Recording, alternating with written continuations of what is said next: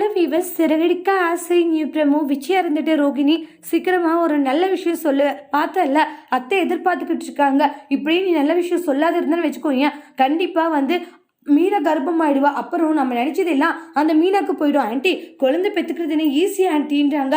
அது எப்போ கடவுளாக கொடுக்குறாரோ அப்போதானே எல்லாமே வரும்ன்றாங்க. பெற்றுக்கோன்னு சொன்னாங்க. எப்படி ஆன்ட்டின்னு வாங்க, இங்கே பாருமா நீ மனச்சும் சந்தோஷமா வாழ்ந்தா அது ஏன் இவ்வளோ லேட் ஆக போகுது அப்படின்ட்டு எல்லாம் சொல்லி விஜயா ரோகிணி கிட்ட சண்டை போடுறாங்க. ரோகிணி ரொம்பவே கவலையோடு இருந்துட்டு இருப்பாங்க. அப்புறமா அடுத்த நாள் பார்த்தா ரோகிணி வாமிட் எடுக்கிறாங்க. அதை பார்த்த உடனே விஜயாவுக்கு சந்தோஷம். கண்டிப்பாக ரோகிணி நல்ல விஷயம் சொல்ல போறாத்த அப்படின்வாங்க.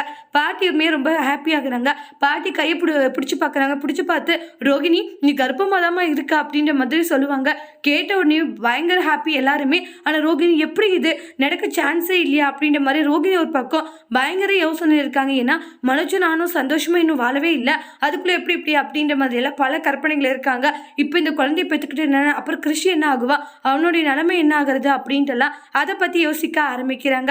அடுத்து வரக்கூடிய பிரமோல என்ன நடக்க போகுது, ரோகிணி அந்த குழந்தைய பெற்றுப்பாங்களா இல்லை அந்த குழந்தைய ரோகிணியை அபார்ட் பண்ண போறாங்களா, அந்த விஷயம் விஜயாவுக்கு தெரிய வந்தா விஜயா ரோகிணியை என்ன செய்ய போறாங்கன்ட்டு நெக்ஸ்ட் வீடியோல வெயிட் பண்ணி பார்க்கலாம். தேங்க்யூ.